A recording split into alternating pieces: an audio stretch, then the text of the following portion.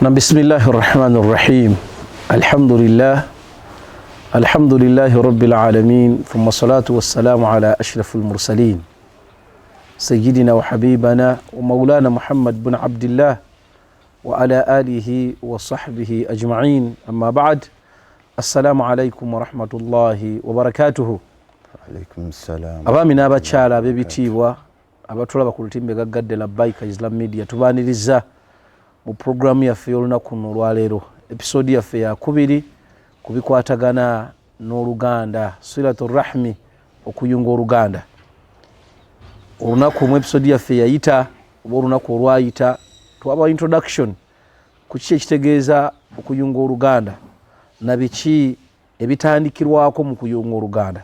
Olwaleero no biidhnillahi taala tukomezaawo mukadde waffe Hajj Hamza Semogerere, ng'oyo nno ye musomesa waffe gwe tujja okutambula naye mu nsonga ezikwatagana n'okuyunga oluganda. Okuyunga oluganda baddu ba Allah tubajjukiza nti ezimu ku ibadaati ezisaasinzira ddala okubeera enkulu amaama rabbina masuga omulezi waffe Allah subhanahu wa ta'ala. Yenna azannyira ku luganda aba azannyidde ku busiraamu bwe. Mukadde wange Sheikh nja kusaba otulere ku batulaba ku lutimbe gaggadde. Salaamu. Naam, bismillahirrahmanirrahim. Alhamdulillahi rabbil alamin. Wassalatu wassalamu ala rasulil Mustafa Muhammad sallallahu alayhi wa sallam. Batulaba ku Labbaika Islam Media. Assalamu alaykum wa rahmatullahi wa barakatuh. Wa alaykum assalam wa rahmatullahi wa barakatuh. Mukadde wange sebo tukwaniriza. Alhamdulillah. Ebigambo wakoonako mu programu yaffe yayita byayina impact nene gye byakola mu bulamu bw'abantu. Nga bwe nakutegeeza olubereberye nti mu ibadat ezigayaliriddwa ennyo mulimu ibada ey'okuyunga oluganda, silatu rahmi.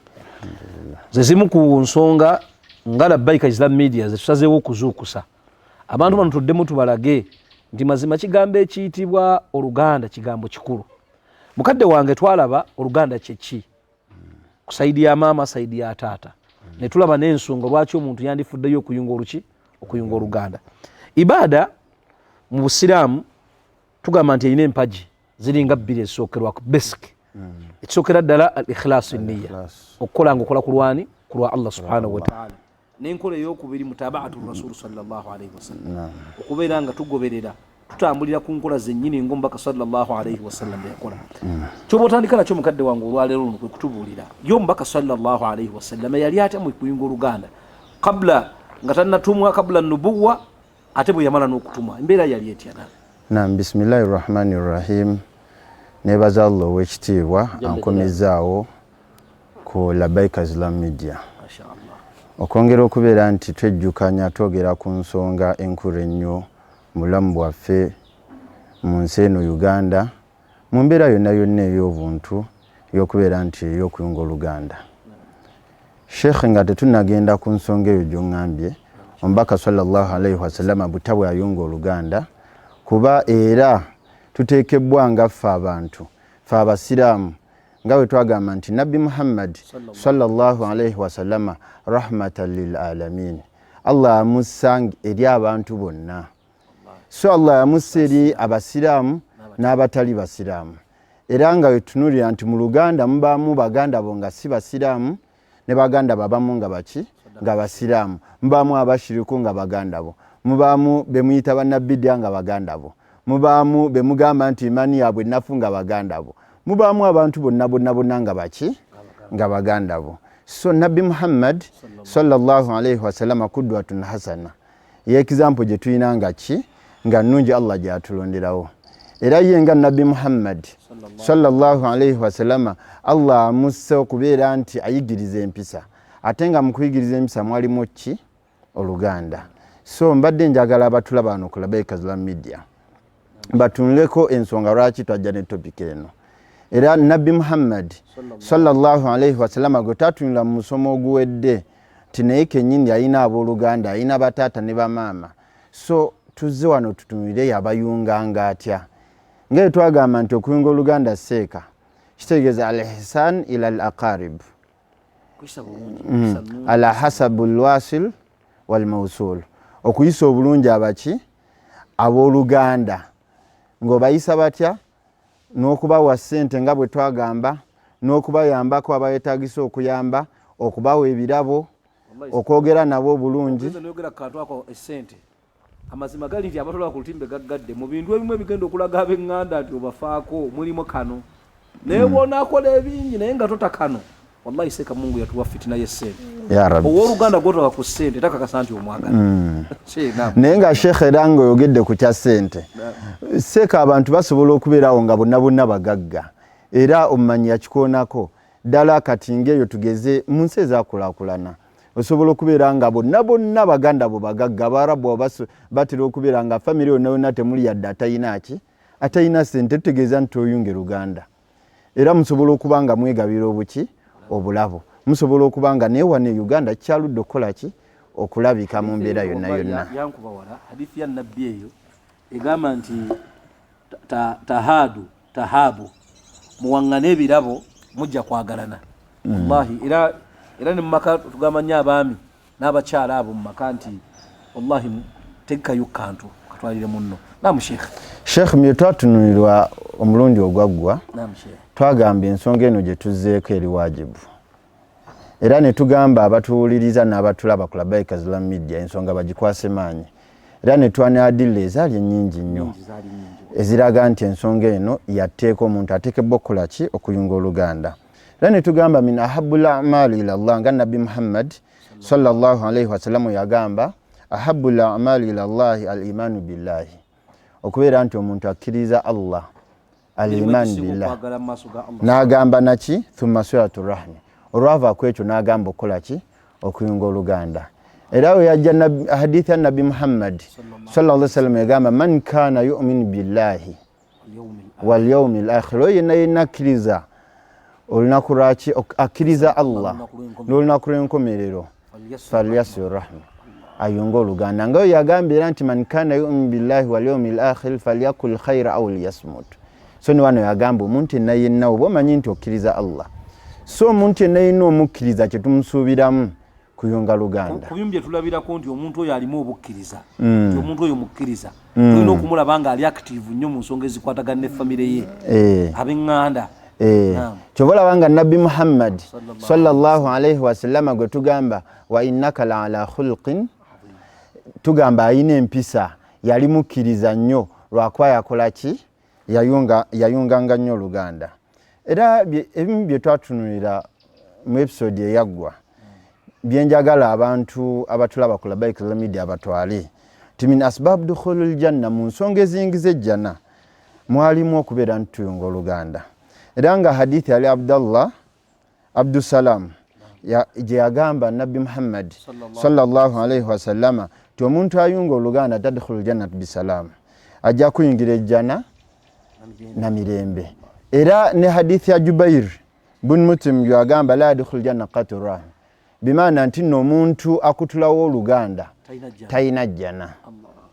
Ebyo nabyo omuntu yandibadde abyegendereza nnyo obukulu bw'Oluganda. Era Nabbi Muhammad sallallahu alayhi wa sallama nawongira maaso n'atugamba nti emirimu gy'abaana Adamu gyonna gibalibwa ku lunaku ku kiro gitwalibwa ewa Allah mu kiro ekyaki eky'olwokutaano ekikeesa olwokutaano kiba kiro kya lwakutaano. So mu mbeera eyo naye omuntu yenna akutulawo Oluganda akimanye nti n'emirimu gye tekisobola kubeera nga kikola ki gibalibwa ewa Allah. So tukubiriza abantu bonna mu bufunze okubeera nti tuyunga Oluganda. Wallahi Sheikh ogenze n'okuona adilla ezo z'ogenza oleetyemu kwemu amazima gali nti atulaba ku lutimbe gaggadde Labaika Islam Media ebigambo bino bitwale nga bikulu osobola ddala okukola emirimu gyonna ng'oli musaaze mulungi era nga umma gy'owangaalira bakwenyumirizaamu naye singa obeerako akamugo ak'okuba nti oli mugayaavu mu b'eŋŋanda zo zewaleka mu kyalo bakojja bajjajja basenga ng'oli mugayaavu kubikubakwatako gwe tofaayo oli eno mu kibuga tukulaba oli munyiikivu tova mu kkanzu ng'ono Sheikh Hamza ekirifu alhamdulillah engoye ziri waggulu naye nga wasuulawo ab'eŋŋanda ebyo nno oyinza okutuuka mu maaso ga Allah subhanahu wa ta'ala nga toyinaawo kalungi obwo nno bwe bukulu bwa ibaada eno. Naam Sheikh nga wangambye okwogera ku Nabbi Muhammad sallallahu alayhi wa sallama era mu bantu abayunga Oluganda yali oshibwa Muhammad sallallahu alaihi wasallam. Nese katulina okutunuulira nti Allah ye nyini ensonga eno ey'okuyunga oluganda Nabbi Muhammad sallallahu alaihi wasallam yagitandikako even before nga n'obubaka tebunakubeera nti bukola ki bujja. Era tugitunira mu Qur'an embeera nyingi nnyo nga Allah atutegeeza nti ensonga eno teyagigamba abantu ba Nabbi Muhammad oba ddiini eno yokka eyaffe, hatta n'amadiini amala gonna hatta n'emirembe emirala si amadiini amala kuba kuva dda tuli ku ddiini eyaki ey'Obusiraamu. Hatta n'emirembe emirala inna ddiina inda Allahi l-Islaamu, mazima eddiini ewa Allah gy'amanyi ye ddiini ya buki bw'Obusiraamu, hatta n'emirembe egirala. Kuba Allah atugamba mu Qur'an wa idha akhadhna bani Israil, Allah atugamba wa idha akhadhna mithaqa bani Israil la ta'buduna illa Allah wa bil walidayni ihsana wa bidhil qurba wal yatama. So Allah atugamba nti yabeera nti atta omukago endagaano ng'agezaako bagamba nti be balina okukola balina okubeera nti bakkiriza Allah. Kyeki kye twagamba nti fenna emirembe gyonna walakad baathna fi kulli ummati rasul an ibudu Allah wajtanibu taguti. Emirembe gyonna egy'ababaka bonna bayita yalingemu butamugattako. N'ensonga endala eyaddako nga Allah amaze ensonga eyo birrul walidaini omuzadde. Twagamba nti entity y'abazadde tujja kugifunira wano episode namba tubasomese ihsan au birrul walidaini abantu bategeere obukulu bw'omuzadde na butya bw'oyinza okweyisa eri bakadde bababiri. Era Sheikh ne tugamba nti birrul walidaini ali wansi wa silul arham, naye ye naye mugazi tesobola azinimuleetera wano naye eringa ibada yeyawulidde. Ne tugamba naye wano Allah agamba wabidhil qurba, yabalamira n'abagamba bakole bayunga oluganda. Ekitegeeza Sheikh kyogamba nti mu aya buli wensanga abantu bonna nga Allah subhanahu wa ta'ala ayogera kuba dhul qurba, ayogera kuba ninanya abokumpi. Muradu gundi ekinyusa ekiba kiri mu ekyo baluganda baba lugamba betwagamba min jihatil ab wal kusaide ya mama ni saide ya tata. Era mubimu kubiraga nti Nabbi Muhammad sallallahu alaihi wasallama era yali ayunga oluganda even before ya hadithi ya mama waffe ummul mu'minina Khadija nyini atugamba nti Nabbi Muhammad sallallahu alaihi wasallama mbantu abali bayunga oluganda yali yagenda wala. Era Sheikh mumbere eri yatuukawo nga Nabbi Muhammad sallallahu alaihi wasallam bufunza atandika okufuna obubaka. Tumanye engeri gyafunanga obubaka. Nabbi yawulanga n'agendanga mu lusozi Gharul Hira n'agendeyo okubeera nti asinza Allah. Neyo yenyingi yajja obubaka n'obubaka engeri gye bwajjamu Iqra Sheikh nga womanyi nti bamunyiga ne bamunyiga n'abeera nga akomawe wake wa Khadija nga akola ki nga yenna ashivaringa atintima olw'obubaka bwe yali afunye n'amugamba za miloni mbikambika. Sheikh no waliwo ekyokuyiga kinene. Sheikh wange omulumu yali asomesa n'agamba nti twegayire nnyo Allah subhanahu wa ta'ala atukubakyala batulako ewaka. Kituufu. Era n'abakyala baffe abami abali eyo abatula ku labbaika nga mulina ku nsimbi, bakyala bano basse waka mu balabirire batuule mu maka gaabwe. Kuba kati omusajja wuuno embeere mutabuseeko eri mu Gharil Hira addusa azze ewaka asanzeewo mukyala agenda omukamfatinga nga Allah wagamba subhanahu wa ta'ala nti yatuwa abakyala abo litasukunu ilaiha kubanga tubawummuliramu buli wofuna ekikkanga oddukira waka buli wofuna ettabbu. Naye wallahi omulembe guno gwe tulimu wallahi seeka wallahi gunakuwaza olw'ensonga nti olwaliro weesanga nga bw'ofuna omutawaana mu kibuga oyina kuguma na bizibu byo kubanga wavuddeyo wako omukyala yakusosa okuvaayo. Kituufu. Mulimu ekyokuyiga nno mugundi eyo mulimu ekyokuyiga kingi nnyo. Era abakyala bano bandirabidde ku maama waffe Khadija yamanya nti n'abakyala abatulaba ku Labbaika Islam Media abatannawasa tubasaba muwase. Abakyala Sheikh baganda baffe babuliddwa abasajja, bannyinaffe tebalina baki tebalina baami, n'abantu bali awo baganya okuwasa okufuna embeera bweti kwa Nabbi Muhammad. Simanyi nange Sheikh kiki batya kwagaseeka fa alhamdulillah ogala nobeera mu bufumbo obwo nga sente ziriwo nti sente nyingi ziri awo naye ng'olina emirimu kubanga wallahi amazima gali nti omusajja atulaba ku Labbaika Islam Media toyinza kubeera musajja shekhe wange Mutyaba, Shekhe Musa Mutyaba yatera okugamba nti wasofuna amagezi fere tuyinza kakasa nti otegeera nga tonnateekako kitonde kikyala wansi okukirabirira nakukivuga mu maka entegeera yeba ekyabula question marks nyingi. Era Sheikh abantu abatulawo ku Labbaik Islamic Media bonna abawulu tubakubiriza okuwasa n'abayina bongereko si kibi n'abayina bongereko abakyala gwomu wababiri Allah yakuta si kiragiro naye Allah yakuta osobola ddala okulegulamu ko namba zinenya n'oziteekawo tubeere nga abaana ba umma tubassa mu bufumbo wallahi ebituba by'abakyala abo maka kuba Sheikh tunulira ensonga eno Khadija Nabi Muhammad sallallahu alayhi wasallama weyakomawo namugamba amubike Nabbi namugamba n'ekindabye sikirabangako bulamu bwange bonna nga yeeraliikiridde atidde. Khadija amugamba ebigambo bino yamugamba kalla totya ow'ekitiibwa abshir sanyuka fa wallahi la yukhzika Allahu abadan wallahi nkakasa Allah tasobola kubeera nti akuterawo embeera embi, tosobola kubeera nti obeera mu kunyigirizibwa, tosobola kubeera nti otuusibwako embeera yonna egenda okubeera embi. Namugamba lwaki fa wallahi innaka latasurra kuba okola ki oyunga oluganda. Ebyo bihappeninze nga nabbi oba katanakakasa nti afunye buki oba katebunaba oba nabbi nga tebunnanywera n'omukyala amunyweza amugamba nti nno ku byemmanye emabega by'obadde okola obadde oyunga oluganda. Ekitegeeza seeka mu kuyunga oluganda mulimu amaanyi mangi nti wallahi omuntu ayunga oluganda Allah tayinza munakuwaza tasobola. Ekitegeeza abamu ku ffe no mu bibuga ennaku etukutte n'embeera gye tuyitamu embi mulimu obugayaavu ku luganda, mulimu obugaavu bungi.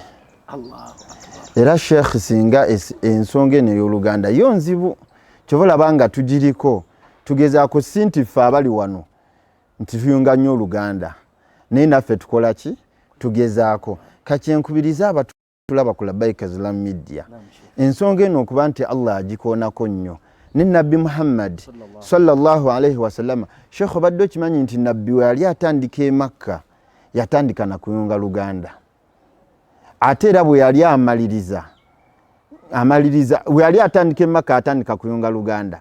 Era mu bimu ku byatumya Nabbi Muhammad sallallahu alayhi wasallama mu haditha Abdullah ibn Mas'ud gyagamba agamba nti nabbi yagamba ittaqullah mutye Allah nazzaako kiyazzaako oluvannyuma lw'okutya Allah wasilul arham muyunge n'oluganda kiraga obukulu bw'oluganda ng'ali e Makka.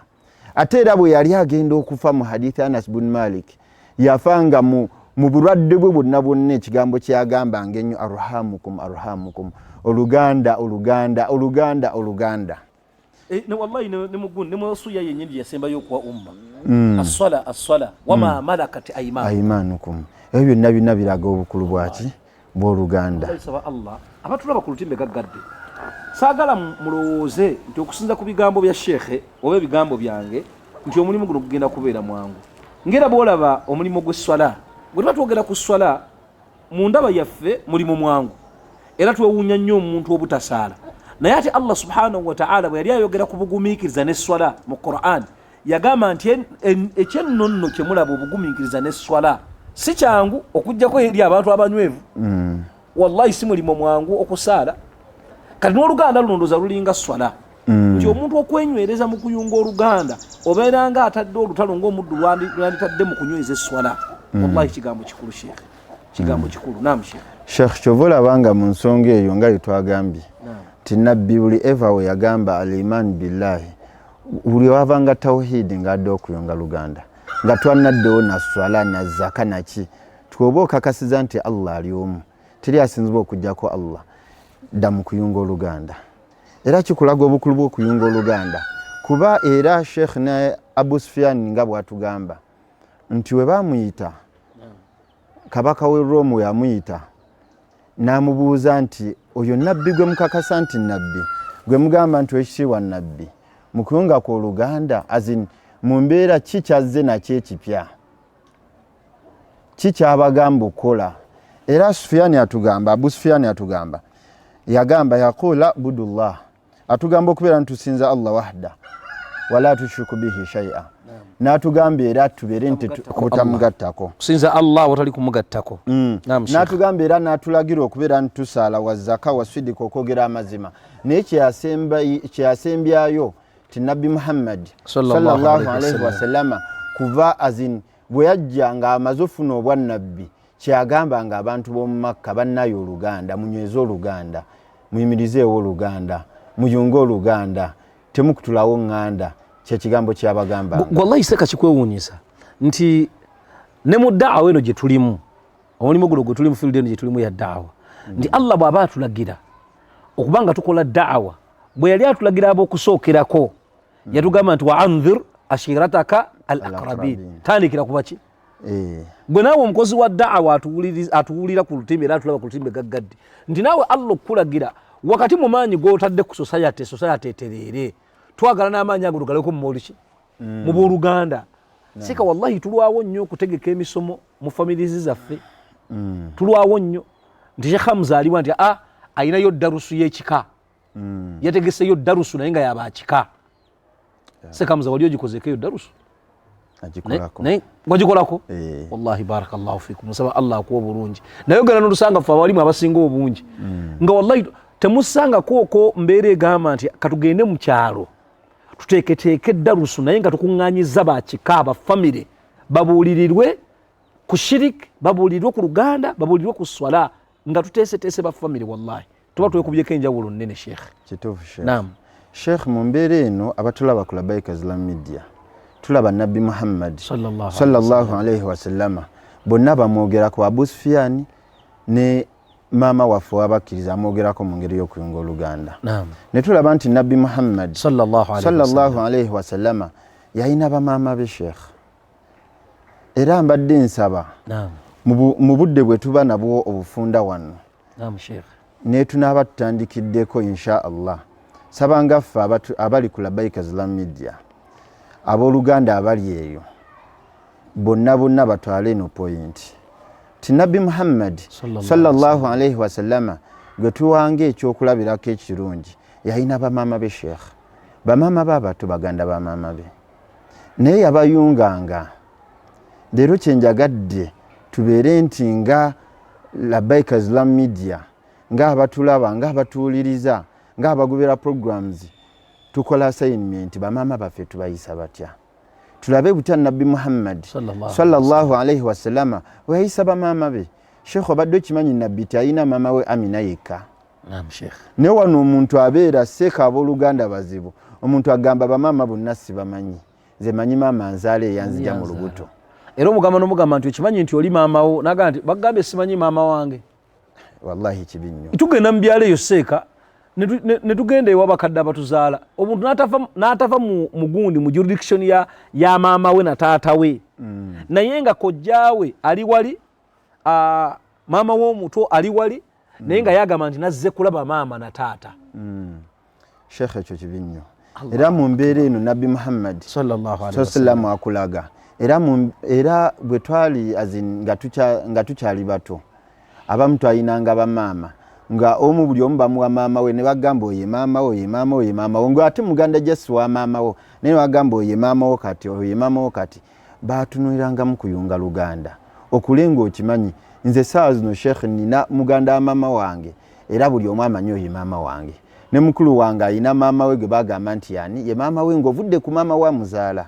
yensonga nabbi Muhammad sallallahu alaihi wasallama yalina bamaama be yalina ng'ovudde ku Amina yalina Halima Tusaadiya yalina Halima yamuyonsa era n'afuuka maama we era yamuyunganga nnyo oluganda era kyova olaba nga asiramuka nayengeri eddiini y'obusiraamu yalina Thwaiba sheekh programu yammwe yassira njigoberera nnyo wallahi ali mukiibi ali mukiibi yatemeratemera n'abakyala abo bonna n'atemeratemera n'abooluganda awo nno we namanyira nti Hamza ng'oggyeko ekyokubeera taata omuto wa nabbi sallallahu alaihi wasallam ate yali muganda we yali muganda era nawe tujja kutuuka ku baganda ba nabbi Muhammad sallallahu alaihi wasallam yali muganda wa Abdallah nga kojja wa nabbi ate n'abeera ate muganda we olw'okuyonka ku mukyala atya omukyalo omu wallahi ne tutunira Thwaiba ono yali mukozi wa Abu Lahab naye mu kuyunga oluganda nabbi kwe yali ayunga oluganda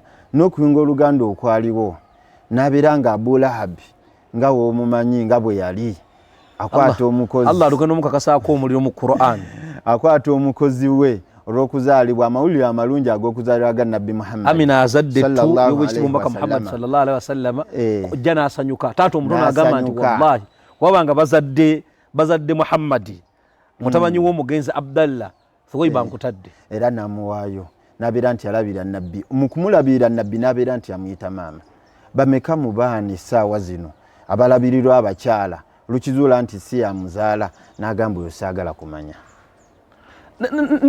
n'okumuyisa obulungi kwenyini ne kukyuka omwana ategeera butegeezi nti osi maama we embeera gy'abadde yeeyisaamu n'ekyukira ddala n'agamba nti bulijjo mbadde mmanyi olina maama ya rabbi sheekh nga tukyali kuba maama bannabbi tulinawo Ummu Ayman ono yali mukozi wa Khadija naye nabbi Muhammad sallallahu alaihi wasallam yamuyitanga maama olw'ensonga nti oyo gwe yava naye Madina Amina maama wa nabbi alyoka afe Ummu Ayman asigaze owekitiibwa Maka Muhammad sallallahu alaihi wasallam amutuuse Makka so oyo Ummu Ayman era nabbi Muhammad sallallahu alaihi wasallam okulaga okuyunga oluganda amuyitanga ummi baada ummi maama wange afuta maama wange oli yakola ki era kiki azin tekiina bwa haramu baganda ba maama we okubayita bamaama ndoza yenono yaffe wano mu Central Buganda Busoga tubayita bamaama era sheekh ekiraga ku kimu ku by'okuyunga oluganda nabbi Muhammad sallallahu alaihi wasallam ono Ummu Ayman yafumbirwa era naye omukyala gwe yafumbira asooka kufumbirwa Ubaida bwe yafa ese kangenda kutwala mu lesenzo oluganda Ummu Ayman yafumbirwa wani yafumbirwa Ubaida yafumbirwa Ubaida ramalo okufumbirwayo naafa nabbi Muhammad sallallahu alaihi wasallam n'abeeranga olw'okwagala ennyo maama we yagamba omuntu nayina agala okuwasa ku mukyala nga wamujjana awase maama ono era awo n'awasibwa Zaid bin Harith ne bazaala omwana gwe bayita Osama bin Zaid omwana yali ow'amaanyi ng'avudde mu mbeera ey'okuyunga oluganda seera nabbi Muhammad sallallahu alaihi wasallam n'abeera ne bamaama be abalala yalina Safiya alisengawe naye olamba n'afuuka maama kuba nabbi Muhammad sallallahu alaihi wasallam Abdul Muttalib ono amutwala nga taata we amaze okufa bw'amutwala asangayo mu baganda ba taata we waliyo Safiya amwagala nnyo yoyo omukyalo omu ku baana bano abasatu baali bana bawala ba Abdul Muttalib baali bameka abala bali mukaaga abalenzi bali 10 sheikh abalenzi bali 10 so wonna yalina abaana bameka yalina abaana bakwata mu gamba balinga mu 16 naye yo Safiya sekamuzo ina bameka y'abaana kati ya rabbana inshallah ajja kwongerako tegesa oyimiridde bubi olaba enamba oganyo jogera oba oli kunjogera ya fene ya wano mu baganda gamba nti omwami tabalirwa baki oyinza okwogera enamba amakane gatabuka bana agwedde abaana 10 nenze nga mmanyi babiri namba yo sijja jogera ne inshallah nsaba bana yo nono yo musajja omusiraamu omuganda abaana abaki masha Allah abaana nga naam sheikh mu mbeera eyo Safiya ne maama wa nabbi Muhammad sallallahu alaihi wasallam asembereyo ddala ye Fatima era amuyitanga ne maama kuba ati yali mukyala wani yali mukyala wa Abdul Muttalib Allahu akbar so yo Fatima aliko kubakuzani yali mukyala wa Abu Talib yali mukyala wa Abu Talib omanya amanya agabiri ako Abdul Muttalib na Abu Talib tegatatubudde woshe gatabulira ddala so mu mbeera eyo nabbi Muhammad sallallahu alaihi wasallam olw'okukwata bulungi bamaama baabo bonna benkugambye bonna basiramuka sheikh waliwo ekirungi ekisinga ekyo wallahi tewali ye Allah okuwa opportunity omuntu omu n'asiramuka nga Allah ayisirizza ku ggwe ddala tono era sheikh kyenkubiriza bannaye abatulaba ku Labbaika Islam Media era ye wasuya gy'oba omaliriza nayo sheikh kubanga kadde ngalawa katwala katindigwa okumaliriza nayo nsaba ffenna abalina bamaama baganda babamaama baffe mu episode eno yokka naye tunakwatayo ekyo tugende tubanoonye tubakubire ku ssimu kuba sheikh okubira maama essimu n'omugamba mbadde nkubuuzaako mama nasanyuka nagamba omwana wa muganda nga nkubidde ku ssimu. Kyova olabanga abamu tulina baganda baffe bamaama baffe abo nga si basiraamu era muyunge mukubire essimu. Wallahi saddaqta. Ya hadithi eri ya Asma Nabi Muhammad sallallahu alaihi wasallam amugamba nti no wadde si musiraamu mbeera ng'okola ki? Mbeera ng'omuyunga. Naawe kyenkubiriza tulakula Baika Islam Media nsaba ensonga y'Oluganda tugitwale nga nkulu nnyo. Yadde bamaama baffe abamu tubamanyisi basiraamu tugezeeko okubeera nti omulimu gwaffe ibaada enteyawula kiringa walaba ibaada y'obuzadde teyeyawula musiraamu si musiraamu. Ye Allah yagamba kuyisa bakadde babiri bulungi toteekamu ebyo bya ddiini gwe si gwaluŋŋamya. Era Allah yamanyi lwaki yakuwa atali musiraamu. Allah yamanyi lwaki oli mu famire etali nsiraamu. Okuba mu famire nga si nsiraamu tekikujjaako kuyunga baluganda lwo. Omanyi tweyingiza nnyo mirimo gya Allah. Twefuula nnyo bajjaaji fa abayisa gundi okusalawo ffe tukole ebyo Allah bye yatulagira okukola. Ebyokujajinga abantu mbiveeko. Yes si musiraamu gwe kola omulimu gwe lwaki tokola biraga nti oli musiraamu. Kola ebiraga nti oli musiraamu mwe muli okuyunga oluganda. Saba wakitibwa Allah subhanahu wa ta'ala tusaasire mukadde wange. Bagamba nti ebirungi biggwa byokya. Topic eno y'Oluganda tukyagiriko ddala kubanga tukyalina bingi ebyokusosootola. Tugendeko ne byabakulembera bayunga batyo Oluganda. Nabi Ibrahim alayhi salam, banabbi Yusuf, ate Yusuf wallahi aliko ekyafa nga kinene kukikwatagana n'Oluganda. Oyo nno ku Yusuf kwe nasomera ekigambo nti owooluganda we yeetondedde w'osonyiira. Era singa yeetona n'ogaana okusonyiwa ate kati gwe weegendereza oyinza okubanga oli wa muliro. Owooluganda kabenga yakuttira muntu kabenga yalya muganda wo batta muganda ne bamulya bwagambira nti nsaba kunsonyiwa woyina okuteeka mu kifo kyogambe nti yadde mwalimu olusezesezi ne mulya muganda wange naye ku nsonga nti wallahi seeka oyogedde ku nabbi. Tunuulira kojjaawe Abu Jahali Amr ibn Hisham bwe yali ategese ekinnya amuzikirize ya rabbana naye bwe yagwayo mu kinnya kyenyi kye yali ateeseteese okuzikiriza kya nabbi sallallahu alaihi wasallam ate kyennyini nabbi kyajja n'amugjamu kyokka bwe amugjamu era n'agamba nti mulaba akasajja kembadde mbagamba nti kalogo naye wallahi era teyakutulawo okumanya teyakutulawo. Mutabanyi wa Abu Jahali bwe yajja gyali ng'amugamba nti taata afudde embeera gye yayisaamu awo nno we twasingira okulabira empathy y'owekitiibwa Omubaka Muhammad sallallahu alaihi wasallam. Wallahi saba Allah atuwe okufaanana owekitiibwa Omubaka Muhammad sallallahu alaihi wasallam. Baali batulaba ku lutimbe gaggadde labbaika. Oyo abadde Sheikh Hamza atutambuza mu musomo gwe tuyita sillatul arham, kigambo kuyunga luganda. Baganda bange abandaba eyo mu famire y'abammenya mbaagala nnyo bannaaye. Tuyinza okubanga tulawo okuwuliziganya ku bataata bonna ne bamaama bonna bannaye mbaagala nnyo. Saba Allah kino kankyogere mu lusoga seeka bana mbenda ino balinaku obwenzi bw'amaani. Saba Allah subhanahu wa ta'ala abankuumire babange Muhammadi wendo fenno twasigaza taata ogwo omu bali bonna Allah yabajjulira taata wange omulungi Muhammadi nkwagala nnyo taata omuto bamaama mwenna ijinjaawo tambula wano iganga agenda wallahi bali awo bonna shekhe. Saba Allah jalla jalaalu Allah abatukuumire Allah atuwe okubeera nga tutambulira wamu ng'abooluganda. Tubadde tuteekamu ensimbi baganda baffe abalabbaika travel abo nno bakugu mu biyitibwa ebya hijja ne umra. Bannabbi byonna tube bagamba umra ya Desemba esembedde. Tuli mu Novemba naye atambudde. Desemba asembedde tusuubira okusitula ng'ennaku z'omwezi 2. Tusaba Allah jalla jalaaluhu Allah akkirize. Genda bwali ku Kyamutawazi room 221 ojja kusiikanayo Hamza oyogere naye ebisale bitono ate kuteesaganya kubanga twagala ibaada etambule. Abo nno be balabbaika travel abakugu ba specialist mu umra ne hijja. Tubadde tutambula ne baganda baffe abakyala nga buteerero babuulira aba Bewell therapy. Abo nno bakyala bakugu baakugga mu kiyitibwa omuntu emotions zo n'okuteekateeka ng'omuntu osobole okugasa abakwetoolodde n'okuwangala obulungi n'abantu. Era tutambula ne baganda baffe aba Ainu Shamsi era ennyo essomero lyaffe nno lya busiraamu. Twala omwana asome eddiini omwana asobole okuyunga oluganda gwe omuzadde ofunemu. Tutambulira ne baganda baffe aba Halk Media Uganda Limited. Abo nno Bugum Printing genda ali ku Nasa Road edduuka U9 Printers Arcade omwaliro ogwokubiri ojja kubanga obafuna bakukolere ku nsonga zo zonna ezikwatagana ne printing. Tutambula ne baganda baffe aba Iraj Charity Organization wa Charity Foundation. Abo nno baganda baffe ojja basanga wali ekyebando ku Erisa Road bali ku kizimbe Benda Plaza. abo nno bo beewaayo bavubuka bato ddala beewaayo okukola omulimu gumu kunoonya buyambi na kubutuusa kwabo babawetaaga. Gwayagala okuyamba ku umma twalayo obuyambi bwo eri abaana bano aba Iraj Charity Foundation, Charity Organization.